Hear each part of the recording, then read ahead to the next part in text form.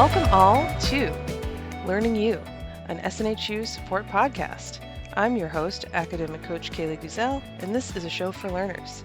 Now more than ever, people are learning online, and Southern New Hampshire University is leading the way. We empower all learners, working adults, military families, refugees, and everyone in between, because we believe knowledge is power, and access to education can change the world. Academic Support is a dedicated team employed by Southern New Hampshire University, and we help students succeed. We've got our finger on the pulse of this institution because we talk to learners like you every day.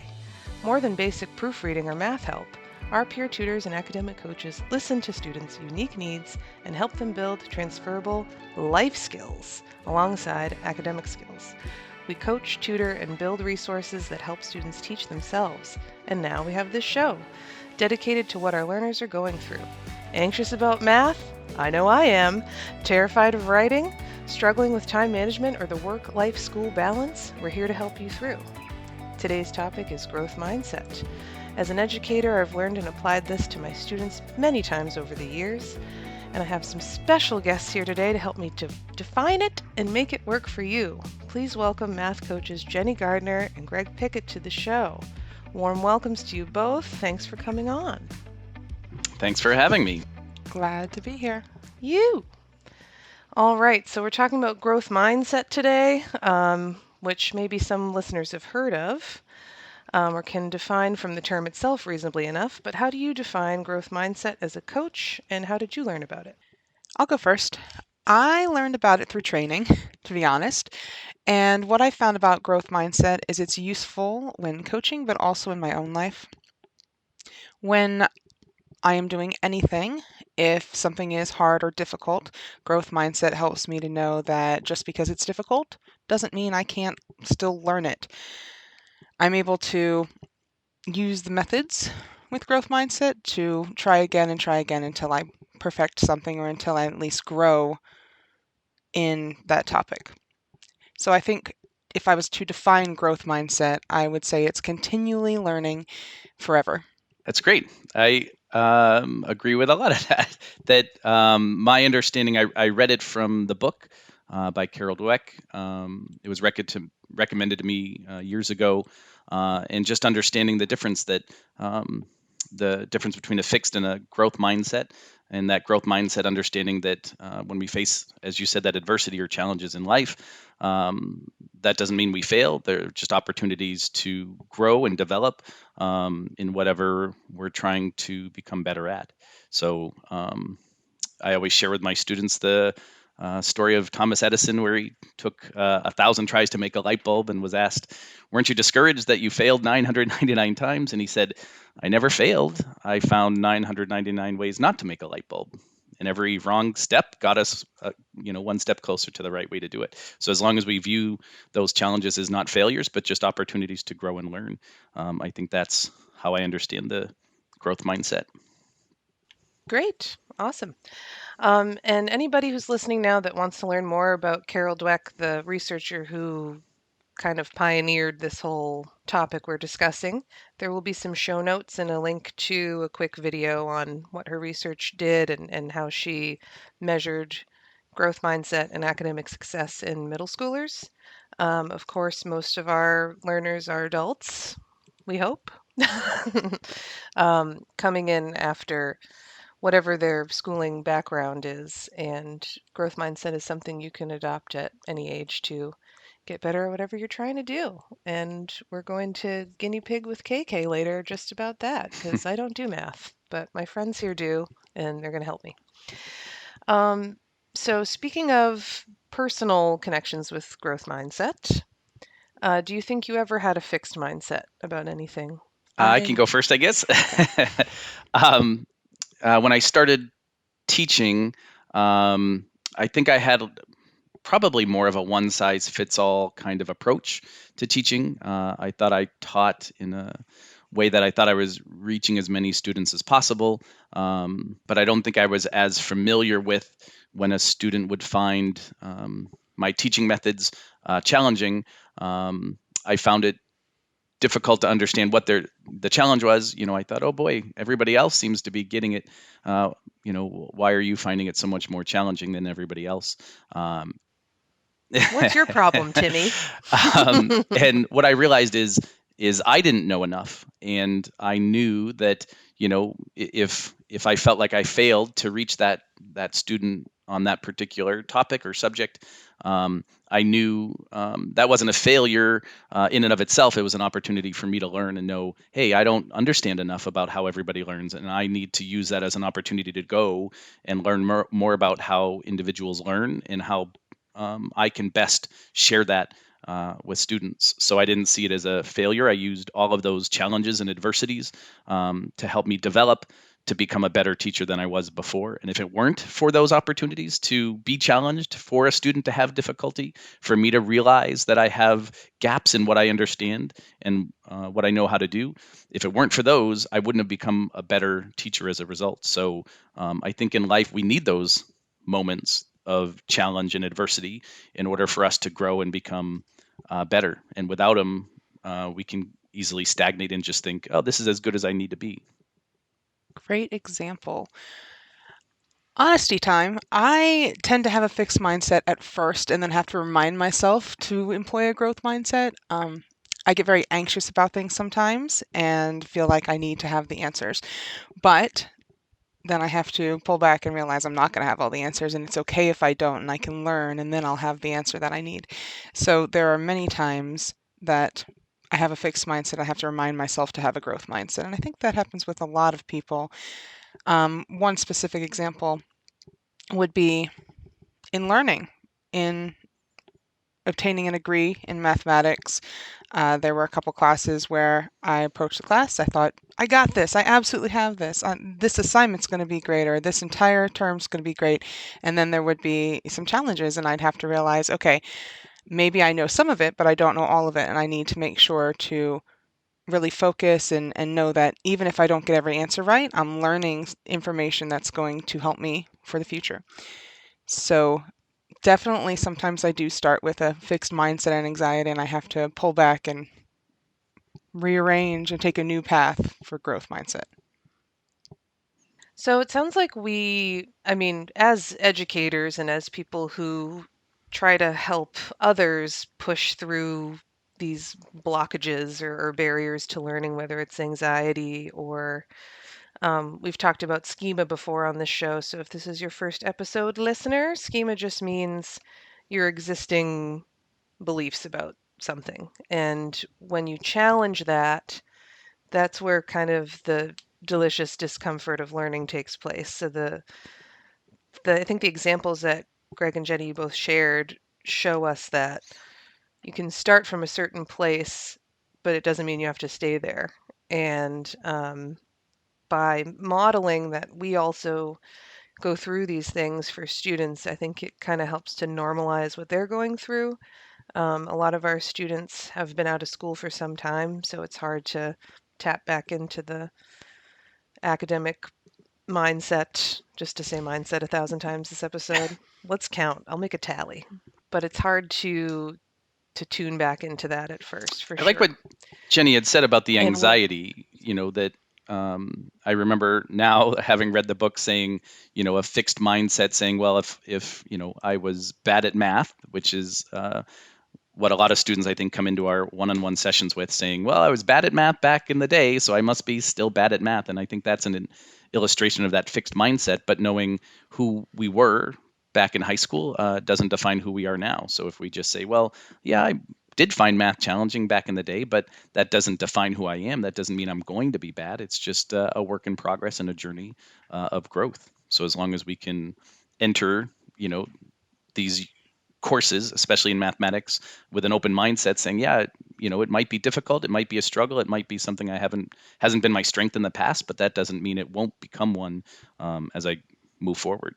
Well, that's a nice transition into my next question, which isn't scripted at all, this organic conversation. What are some methods or ways students can start to challenge their own beliefs about their talents and abilities, do you think?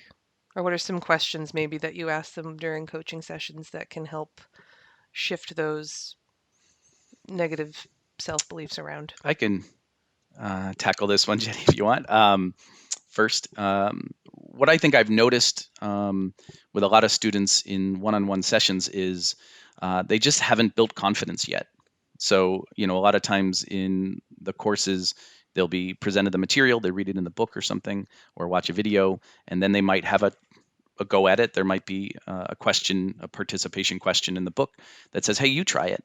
And it might only be 1 or 2 tries. And I think what happens is then they get into the assignment, right? And now they're being held accountable. And I don't think every student feels, oh, if I've had one go at it, that doesn't mean I'm confident and I really feel like I have a solid understanding of this material. So what I've been recommending to students lately is, finding an opportunity to find either an external website or links within the books. Some of the books have links in them, like OpenStax, where they can find extra practice problems. And I think the key to building confidence with material is to have a safe place that they're not being held accountable, to use as a sandbox. Go play, go discover what you understand and what you don't understand by finding problems that you can try, and discovering through mistakes, through trial and error, what part of the material you really understand well and what part you realize, oh, I didn't really understand that correctly. And now from making the mistake, I have an experiential understanding of what I was doing wrong. And then I think they can have a lot more confidence going into problem sets, exams, projects, assignments, whatever, feeling like, yeah, I had an opportunity to practice enough to make sure I really get it. The analogy I would always use is as a tennis player, right? If somebody teaches me how to hit a one-handed backhand, just because I watched them doesn't mean I get it. Just because I tried it once doesn't mean I get it. So how many tries does it take for me to feel confident with a one-handed backhand? That's different for everybody. It could take a few tries and I go, yeah, I got it. Or I might try it 100 times and feel, boy, I'm really just starting to get comfortable with this. And I think I use that same analogy with math, right? How much practice should you do before you feel confident with a particular topic or skill? It's different for every individual. It might just take a couple tries, or you might want to practice it a whole bunch of times until you yourself feel confident that when someone asks you to do that particular skill or problem, that with confidence, hey, I can tackle that. I think there's a certain muscle memory to it too. I think about learning language a lot. So I don't know if I've mentioned to you listeners, but I'm the English as a second language kind of point person coach on the team. And I've taught ESL for many years. My husband is bilingual and I'm trying to learn his language right now, Turkish. Um, and you can read the dictionary, you can read all the nouns, but until you start to train your face to make these shapes and make these sounds or unfamiliar, they're called phonemes, units of sound, it can be really challenging to not only say the words individually, but hear how they sort of blend together and then mimic it yourself. So one thing that I really like about language is I am a pretty good mimic. I'm a good parrot, but it doesn't necessarily know that I know what I'm saying. Like I know a whole German rap. What are they saying? I don't know. But it sounds like I can speak German, and that's neat. So maybe that's a little fake it till you make it forehead kiss for listeners too. What do Building you on think, what Jenny? Greg said, in addition to going and searching for yourself, which you should absolutely do, I'm just going to plug academic support for a second and say we have interactives and sheet guides, and those interactives and sheet guides do have practice problems within them where you can practice and try it yourself, and then the answer would be on the next page. So don't go peek at the answer before trying it, because then that would defeat the purpose. But when you're doing any practice, you should definitely find your own and look through your book and look through all the resources that we have. But then go and research for yourself if you need more. Absolutely. I do have my own answer to this as well. I have a couple suggestions, but I'm going to try and stick to one. Change the way you talk about whatever subject it is. If it's something that's difficult for you, we're going to use math, because lots of people, like Greg said, come in and say, I'm terrible at math, I can't do this, etc. And if you change that and say, I can't do this yet, I'm terrible at math right now, I haven't had the opportunity to gain these skills in math, and change the way you think about it before entering a course or before entering a topic or doing an assignment, it really does help, because you're coming at it from a whole new perspective, and you're taking this new topic or this topic you may have struggled with before, and you're approaching it with fresh eyes. And it's good to approach with fresh eyes because you can learn new things, and that's what growth mindset is all about, learning something that maybe before you struggled with or something new. And even if you do an assignment and you get a bad grade, it's not the end of the world. It doesn't define you. One grade or one class or one grade in one class or one grade on one assignment is not the end of your academic career. It is just one subject that you're struggling with and that you can learn a little bit about. Even if you don't learn math from something, you could learn critical thinking skills. Even if you don't learn critical thinking skills, maybe you'll learn a little math. Maybe you'll learn rounding. Maybe you'll learn some small piece of it that you didn't know before. And that's what it's all about. You don't have to learn everything. You don't have to be an expert in everything, but you should challenge yourself to change your mindset, change the way you think about a subject so that you can learn something. Jenny mentioned something great that fits into my next question. I'm actually going to leap over one, but this idea of not yet. And Carol Dweck, the woman who is featured in our show notes today, if you want to learn more about her research with growth mindset, talks about some schools, and it's probably grown quite a bit since that video I'm linking was produced. I think it's like 10 years old, but schools that engage in not yet grading. So rather than failing grade for certain tasks or competencies, we do have competency-based programs here at SNHU. What do you think the pros and cons of that are, using not yet instead of pass fail or ABCDF? I think it's I think it's a good idea. I think a lot of us, I've had a lot of students that come into a one-on-one in math and say, well, I've got a 4.0 to this point and I need to keep that. And I think, it's part of our responsibility as educators, especially at younger ages, middle school and high school, that we seem to define people's success by a letter grade. And we define their knowledge and how valuable a course was by whatever letter grade they get. And I think that's a disservice. I think I took a business statistics course, and it was the lowest math related grade I got. I got a B or a B plus, right? That was the lowest one I ever got. But I learned so much from that course because sometimes I've taken courses and gotten A's and I didn't really have to work very hard. But then there's been other courses that I worked my tail off and I might have gotten a B or a C. But that letter grade doesn't define what I thought my success was. My success was based on how much I felt I learned and how much I grew as a result. So I wish we could get further away from defining like, this is my carrot, my goal is to get this 4.0. Well, why? If this is a challenging subject area for you, maybe a B is really good because you worked your tail off and you learned a whole bunch of other peripheral stuff about, your best way to learn, right? A lot of students come in and go, well, this is how I learned in high school and this is how I guess I'm supposed to learn in college. Well, no, maybe you can learn more about yourself and grow with your understanding of your best approach and your best study approach and the way you learn the material. Maybe you discover you're more of a visual learner and you want videos as opposed to just reading the book, whatever the case may be. But I think, if we could view this more as, a process rather than, oh, hey, I got an A and that's it, or I got a D and that's it. No, if we could use it as, well, I didn't get that yet, but hopefully there's more opportunities for me to develop in that area so that even though I didn't nail it at this point in time, there's still time. I can still learn how to do this stuff and learn from my mistakes, which is nice. Some of the books that we use, there is that opportunity where students can try a problem set in the math course, in the math book. And then if they don't do well, they can go back and do it again and learn from their mistakes, which again is one of the best learning tools we have is to learn through making a mistake, understanding what we got and what we didn't, and then moving on from there. But the letter grade and whatever you got at that moment doesn't define what you could learn. We can continue to learn this material to the point of mastery. I think repetition is one of the best ways to learn anyway. Growth mindset aside, repetition is the best way for anyone to master a skill. You can do it over and over and over again, and suddenly it becomes I want to say muscle memory if it's something physical, but brain muscle memory too, where you've repeated it enough that it, Sure. yeah, Your exactly. noodle's a muscle. Where you repeat it enough that it kind of sticks and you start to remember the process.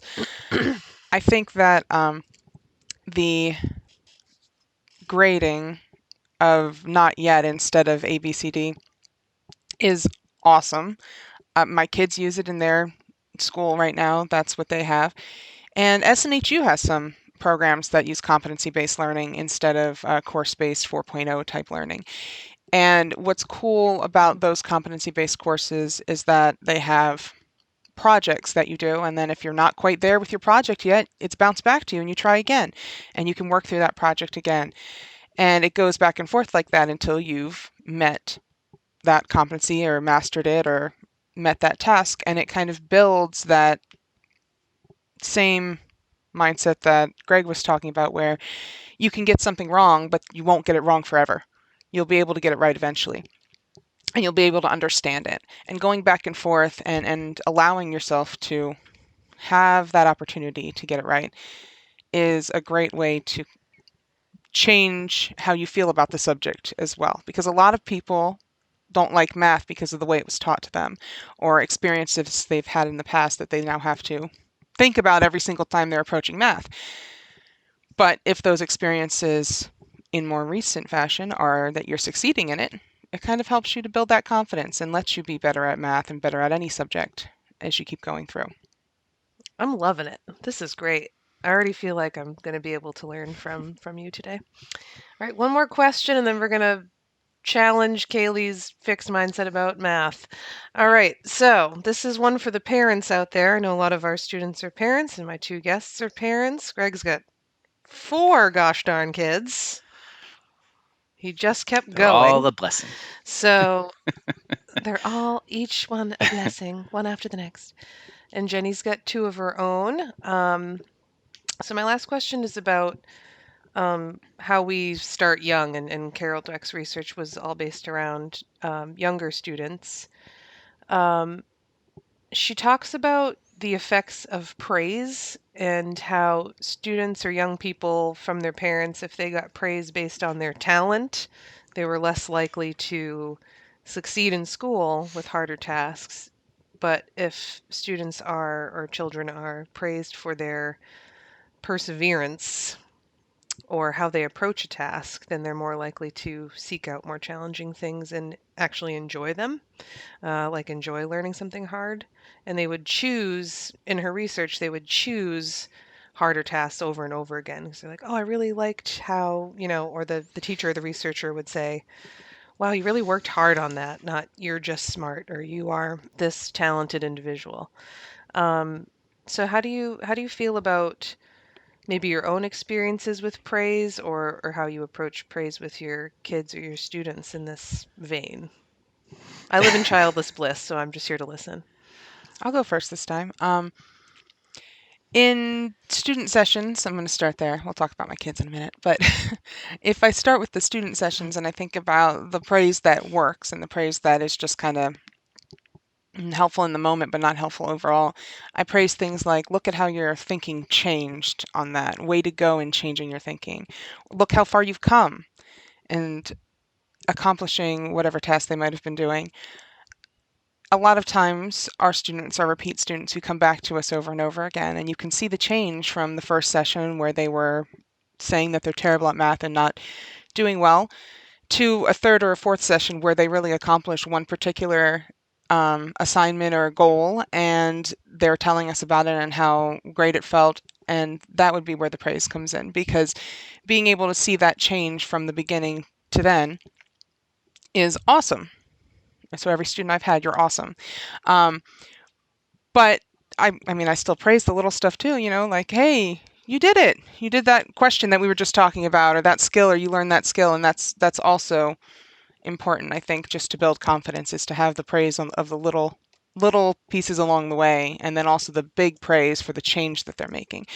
So I think it's twofold a little bit. You do still have those little praises, especially in adult students, because it's hard. This is hard SNHU classes are fast. You have a quick pace because you're learning a lot of information in 8 weeks or 10 weeks, depending if you're undergrad or grad. So you're learning all that information in a really short amount of time. And so I feel like the little praise is important. The praise for you're learning this item or you're doing really well, and or a way to go on that assignment. It's a grade bump from your last one. Those are still important for SNHU students specifically, but also having those big growth topics and those big growth praise points are important too. And I think I do the same with my kids, honestly. I praise the little stuff. Way to go, you made a website in your class the other day, or hey, you're reading the CVC words, the 3-letter words, and you're doing it and you're doing it and you read 10 of them in a row correct. Awesome. And then I also have the big praise where they have grown and they're thinking about reading, or hey, you didn't have a meltdown over letters today, or the letter H, which my son hates. I remember it's ironic that we bring this up because having read her book, I put a sticky note on the inside of my coffee cabinet, and the sticky note says, "Praise effort rather than like the talent or the accomplishment," because somebody might somebody might be really successful at something and it doesn't take a lot of effort, and then somebody might be working really hard and becoming just okay at it, but they deserve a lot of credit for.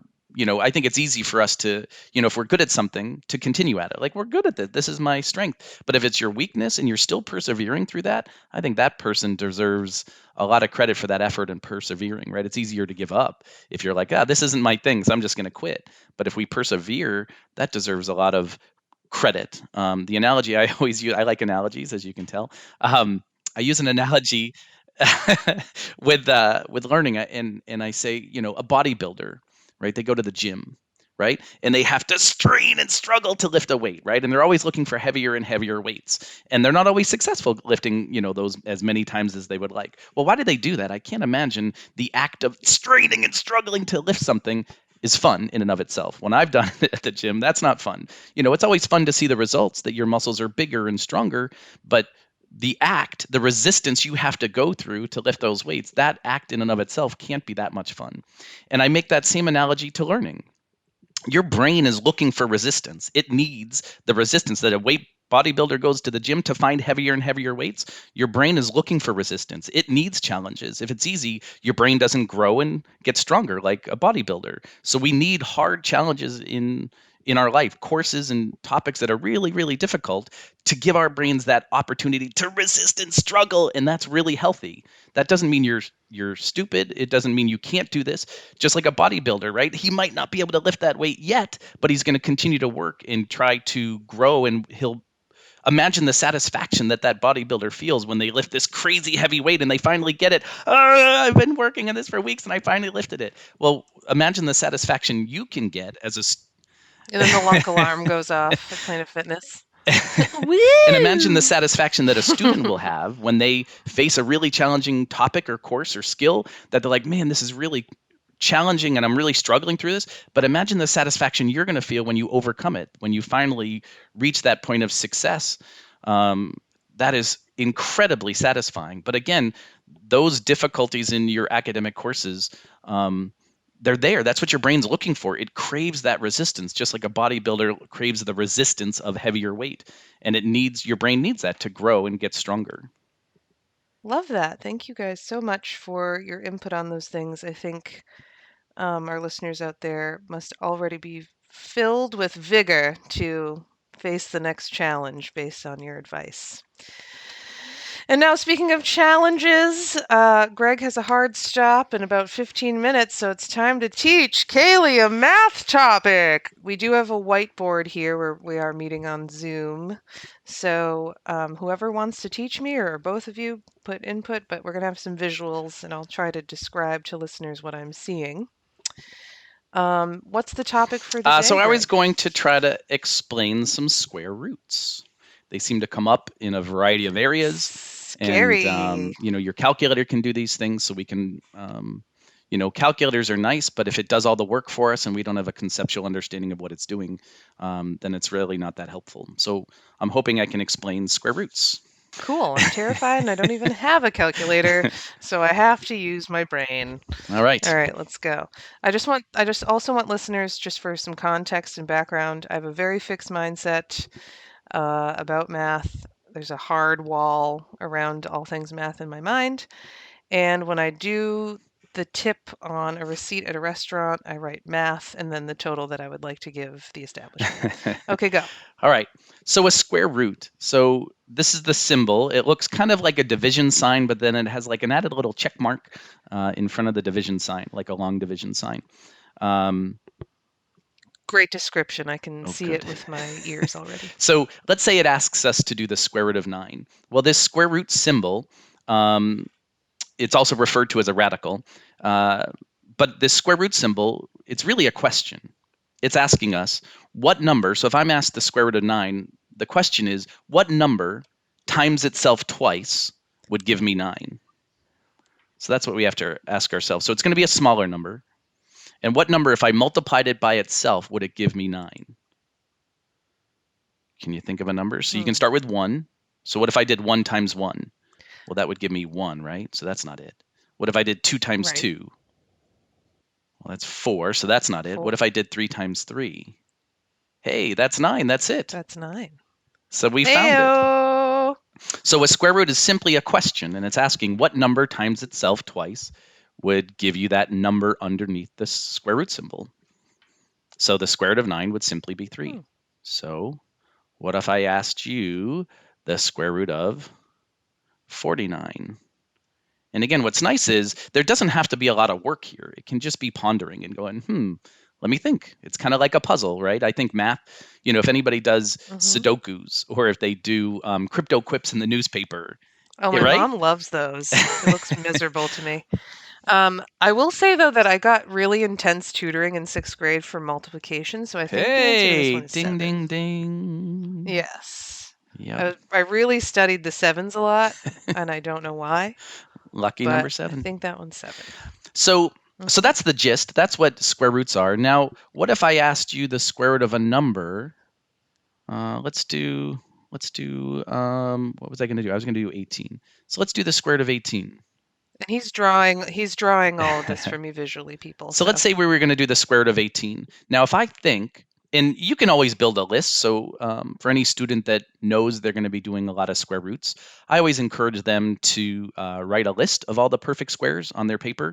So again, you can build that list by simply asking yourself, what's 1 times 1 and 2 times 2 and 3 times 3, and list all those results down. So our first handful of numbers would be 1, 4, 9, 16, 25, 36, and so on.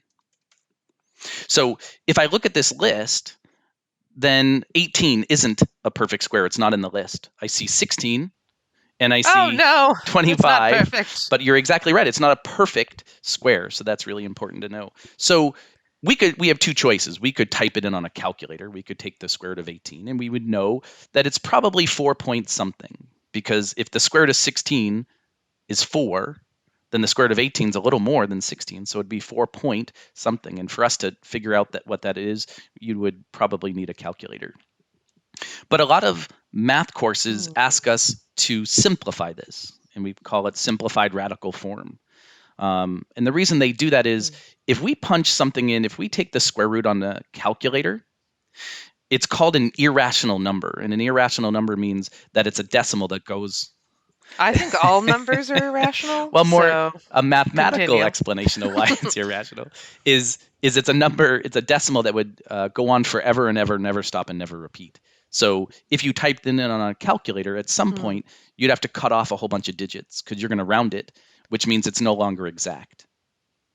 So what we like to do is sometimes we will take these calculations and plug them into something else. And if we plug in the rounded answer, it's going to make our final answer a little further off. So we'd love to simplify this and leave it as exact as we can. So the way you're going to do this is you have 2 choices. You can split 18 into the product of 2 numbers. You can split it into the product of 2 numbers where one of those numbers is in your list of your perfect squares. So if you look at your list, I see the number 9. as a perfect square, right? That was 3 times 3. So I can rewrite 18 as 9 times 2. Is that okay? So it's still 18. 9 times 2 is still 18. I just broke it into 2 pieces. And the reason I did that is I want to take...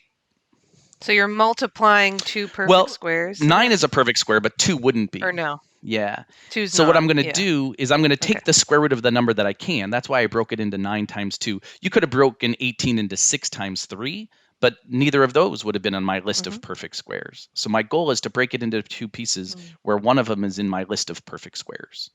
So I chose 9 times 2 because 9 was in my list.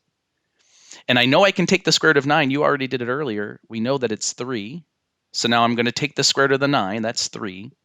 And the 2 never came out. So I'm going to leave it under a square root symbol. So this... Oh, dip. Guys, there's a 3. There's a square root, and then there's a 2 under that. And he circled it, and I don't know why. So I took the square root of the 9. Again, that's one you had already done. And you told us earlier, oh, the square root of 9 is 3. And the 2 we never took the square root of. So it has to stay under the square root symbol because we never did it. So this is what we call simplified radical form. Simplified radical form means I took out all the perfect squares that I could, and I only left behind what I had to. So hopefully whatever you leave behind still under the square root symbol is minimal. So we changed it from the square root of 18 into 3 times the square root of 2. And if you typed either one on your calculator, they would come out as the exact same decimals, the exact same answer. And that's a nice way to check to see how you did. Type in the original question, the square root of 18, then type in what you came up with when you simplified it, 3 square roots of 2, and then they would come out to be the same number. Can I clarify for listeners for just a second? So previously, the square root was above the 9 and the 2, 9 times 2 inside the square root. But then the square root of 9 was taken, so the 3 popped out of the square root, and the 2 stayed in, because you can't take the square root of 2 evenly. So the answer becomes a 3 on the outside of the square root and a 2 on the inside of the square root. 3 root 2, in that order. Just because you can't see it, so I wanted to make sure you knew what it said. And I want to say 2 things. 1, I get it, I think, which is neat. And 2, I don't like it still because it just looks unfinished to me. Like, to me, that 2 still being under the square root symbol is like, it's like a house full of dust, and I want to dust it. Yep. And you're right. That's a challenge that a lot of students face is they want to do more than they can. And sometimes in mathematics, knowing where you have to stop is as valuable as knowing how to continue. So a lot of times we think, well, I'd like to do more with that. I think in life, that's good advice, actually. Perfectionism is your enemy. See Brene Brown. So we'd like to do more than that, but sometimes we just can't. So what if I gave you one more and let you try it on your own? Oh, God. So what if I gave you the square root of 24? I was wondering when your favorite number was coming up. Right, my favorite number has to appear. So we're going to split it up into 2 separate square roots. The product, right, the multiplication of 2 separate square roots. Let's do it that way. And I want to break 24 into 2 different numbers. But I want one of those numbers to be in my list of perfect squares, 1, 4, 9, or 16. We can't use 25 because that's already bigger than 24. So let's break 24. What 2 numbers would multiply to 24, but one of them is in this list? So it could be 1 times 24, but 9 times 3 is close. It'd be 27, so it's a little too high. Oh, poop. But you can go in 8 times 3, yet neither one is in your list. So this is good. Neither of those are... And this is Murphy's Law. I know a lot of students I work with nowadays, especially my high school students, they don't know what Murphy's Law is. So I go, oh, that's Murphy's Law. And they go, what are you talking about? I actually had a kid in my high school class Who's that this goes... Murphy fella? I said, oh, it's Murphy's Law. The one factor you're not thinking about is the one you need. And my student came up after class and said, hey, is that Murphy's Law thing going to be on the test? So Nope. So 24, the very factor that you're missing is the very factor you need. It could be 4 times 6. And I chose 4 because 4 was in my list of perfect squares.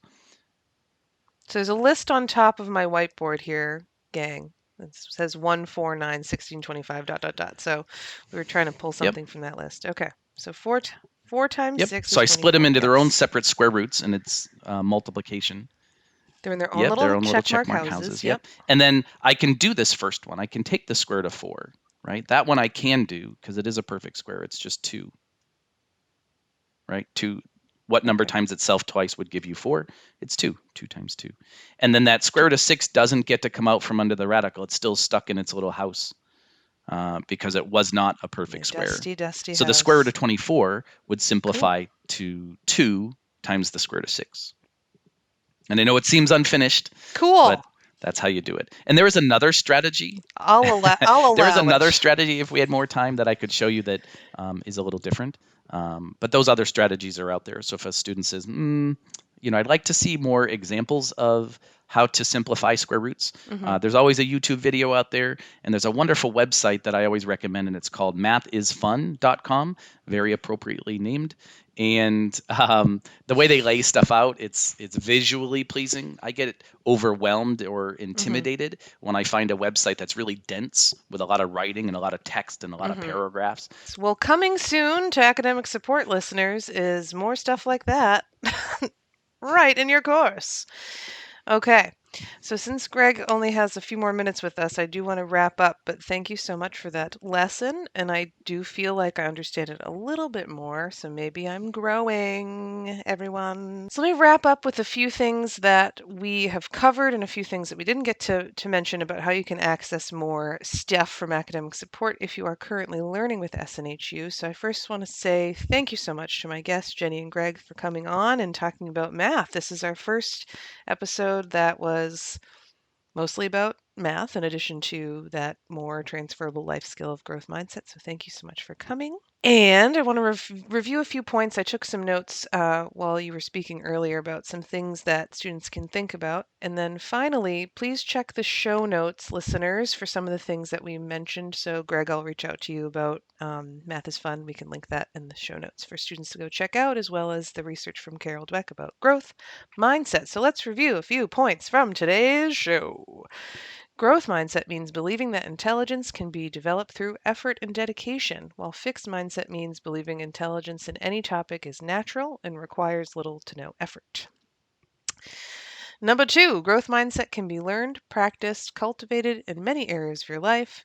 Keep digging in the face of challenges and you will grow with practice. It takes 10,000 hours to master anything. So if you start to play the violin today, see you in 10,000 hours and you will be really good at violin. Be sure to pause to measure your successes along the way. Give yourself a little bit of praise for small shifts in your thinking or small successes. They do build up to your overarching goal. And finally, you can do math or write or learn a new skill anytime. If you're an existing student at SNHU, seek our guides in the academic support module. Just use the search bar for guides on over 100 academic and study skill topics. And that is all for today, dear listeners. I'd like to close the episode with an excerpt of Academic Support's mission. We empower each learner to follow their unique curiosity, so get curious and explore Academic Support's offerings. Existing students can find us in the Academic Support module in your courses on Brightspace. If you're not learning with SNHU yet, why don't you think about it? You'll have the best support system in higher ed behind you. Visit snhu.edu to learn more. This has been Learning You with Coach Kayleigh Guzel and my esteemed guests. And from all of us at Academic Support, thank you for tuning in. We hope to work with you soon.